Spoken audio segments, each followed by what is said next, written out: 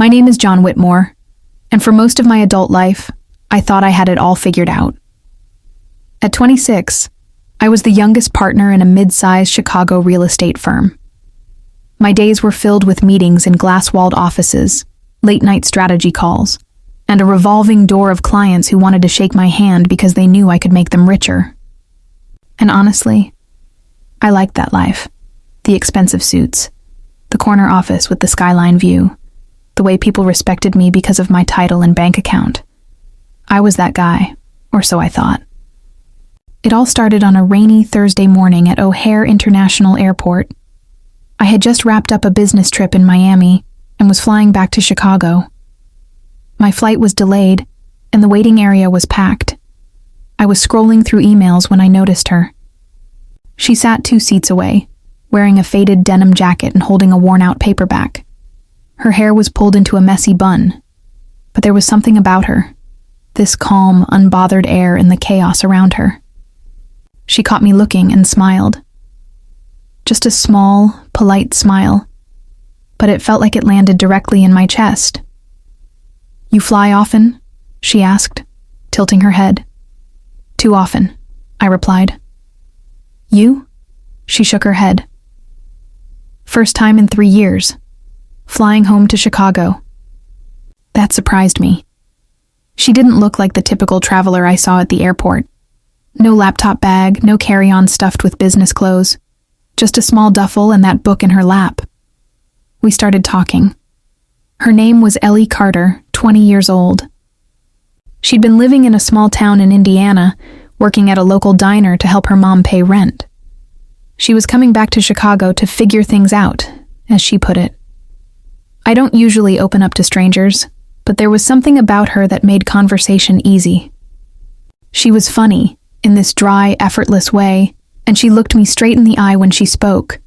No hint of being impressed by my tailored suit or expensive watch.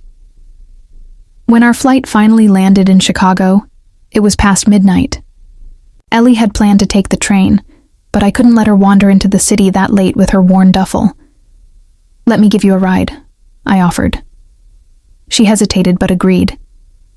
During the drive, she told me about growing up in the South Side, losing her father at 14, and dropping out of community college when her mom got sick. She didn't complain. She spoke about it matter-of-factly, like hardship was just part of life. When I dropped her off at a small apartment building, she thanked me and smiled. "I hope Chicago treats you well, John Whitmore." The way she said my full name stuck with me. A few days later, I found myself thinking about her. So, I texted, me. "How's the city treating you so far?" Ellie. "Better than Indiana, worse than Miami. You?" From then on, we talked almost every night. She told me about the coffee shop she started working at, her dream of going back to school, the way she loved the sound of rain against her window.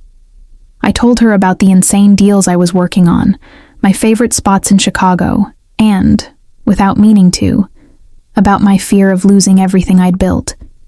She didn't judge. She just listened. 3 weeks after we met, I asked her out.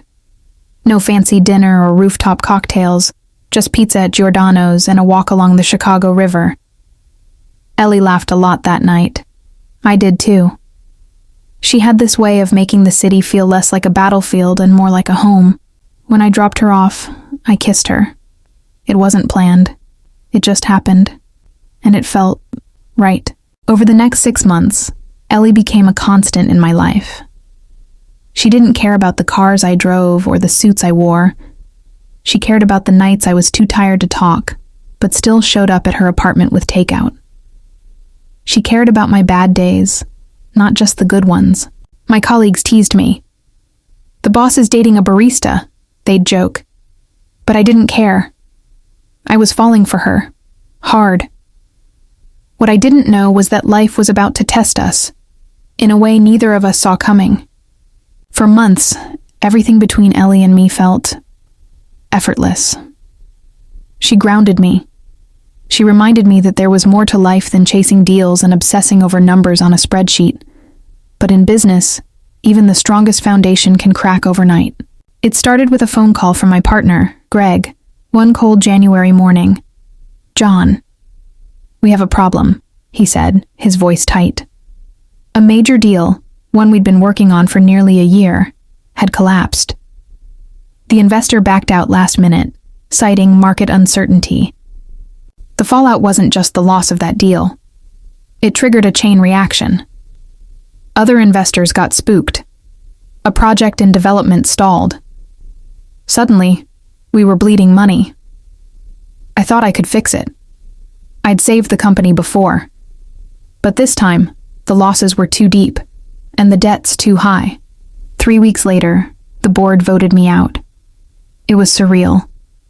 1 minute, I was the guy with the skyline office. The next, I was packing my things into a cardboard box. When I walked out of the building, the wind felt sharper, the city colder.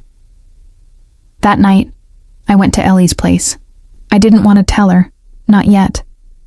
I just wanted to sit on her couch, listen to her talk about her day, and pretend that nothing had changed.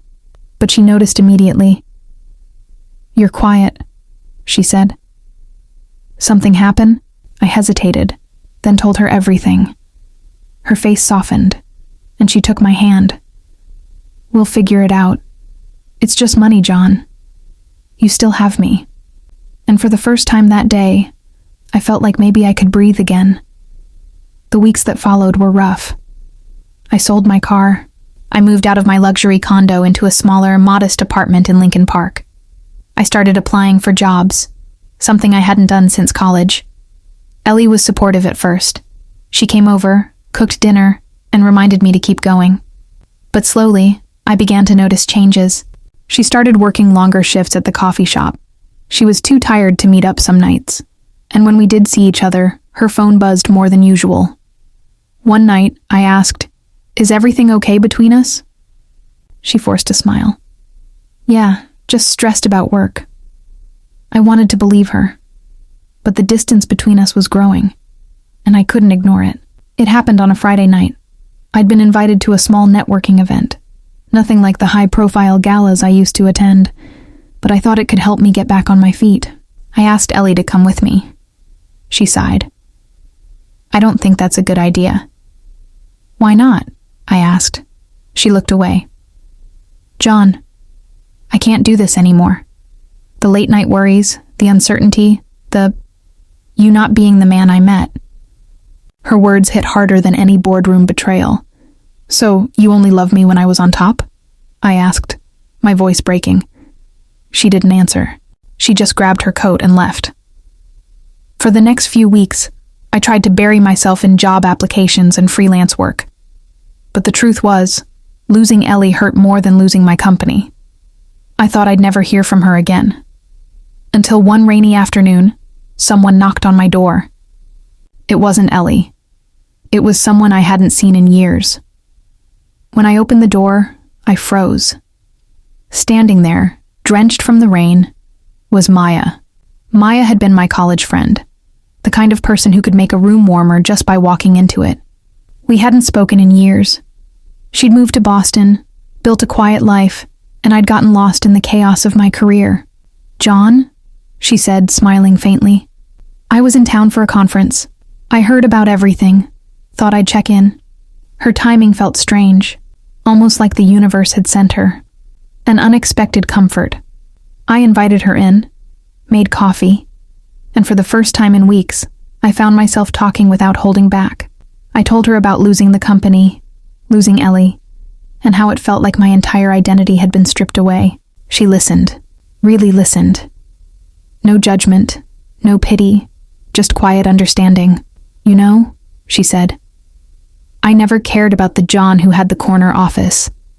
I cared about the guy who used to stay up till 3 a.m., helping me study, even when you had exams the next morning." Something in her voice reached a part of me I'd buried. Over the next few months, Maya and I began seeing more of each other. Not dates, exactly, just walks along the lake, late-night talks, and trips to her favorite bookshop. She encouraged me to take a consulting project for a small startup in the West Loop.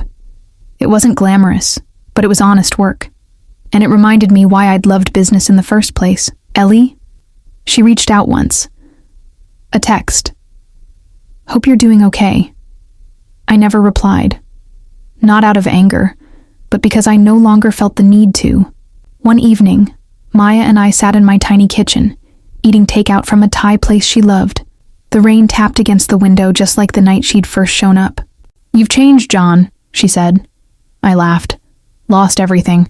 Kind of hard not to change." She shook her head. "No. You lost things, but you found yourself again. And I like this version better." For a moment, I just looked at her. No pretense, no fear of not being enough. And I realized this was love. Not the kind that disappears when the bank account does, but the kind that stays in the rain, even when there's nothing to gain. A year later, my consulting work had turned into a steady business.